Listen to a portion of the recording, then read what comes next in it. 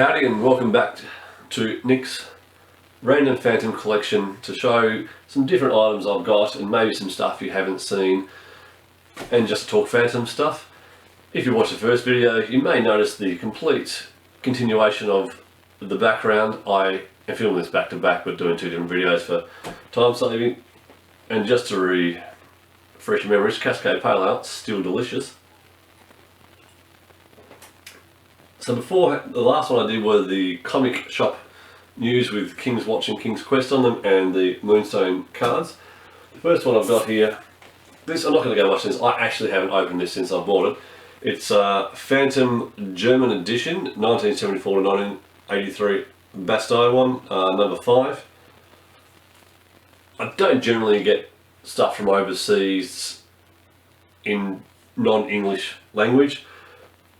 This I think I got for like shipped here like in a bulk order for $6. I thought I'm going to chuck it in just to have something different. It is kind of ginormous though. I don't have a normal fruit to compare it to, but again, gets a diary there or a trading card. You can see it's actually quite a chunky size comic. I really should actually open it up and have a look at it one day, but I've got enough things to do in life.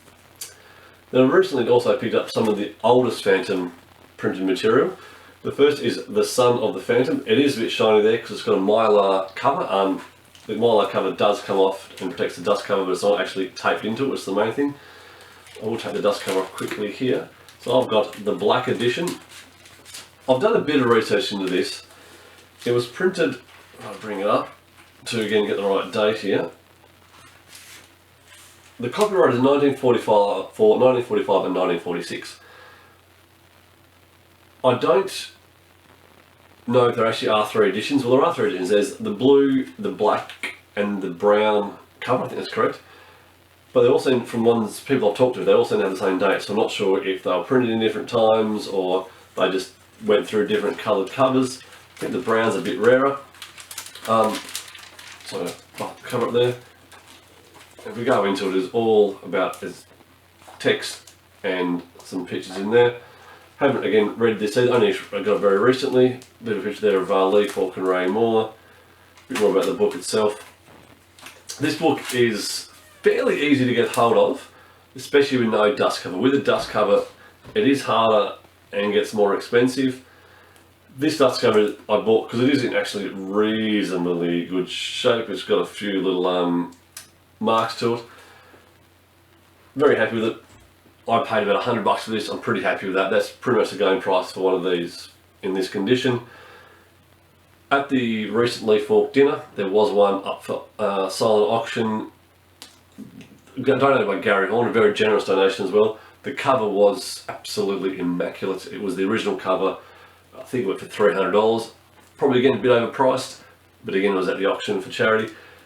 You can buy these blank and get a photocopied cover or a photostat cover, or you can buy it with it. So just make sure if you are buying it and the cover is immaculate, you are actually getting the real deal, not the remade cover. And I also recently got, finally, after talking about it for ages, 2 big little books. So there are 6 of these. I've got the Phantom of the Sky Pirate and the Phantom and the Sign of the Skull. Big Little Books is an old series from the, I'm going to say 40s and 50s, again without looking, should do more research. There was about, this is 1939, this one, I didn't know what I thought.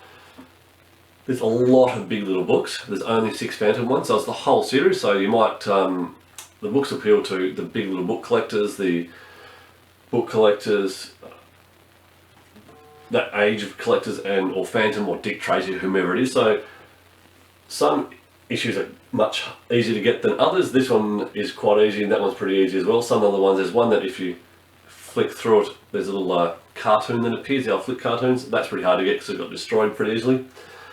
These are actually pretty cool, but they're actually, to read them, you can see it's just text and pictures. Mine's got a little bit of writing in pencil in there. One says Ray Moore. I doubt that's his signature. I can't read the other one. And just realised, again, the covers are also can get a bit tatty on these ones. These ones are definitely not perfect by any means stretch, but actually pretty happy with the way they turned it, the condition they're in. And that one, someone was trying to charge $20 for this at one stage. That's obviously gone through a second-hand bookstore at some stage. Readability, not great. Price, again, can get quite expensive, especially if you get the rare ones in great condition, but I do like them. I was never that keen on them until I saw my first one in person, and they are just really cool little items. I do need to probably put that in a plastic bag or something to protect it, up with the rest of the stuff here because of its age, but just cool little items. I will one day get the rest, not chasing them just when they come up, but if you do see one come up at a decent price, grab it, because it is a little good little one that looks in the bookshelf, and a good bit of Phantom history, being one of the first ever things printed outside the newspaper strip with the Phantom in it. Thank you very much, and hope you enjoyed. Cheers.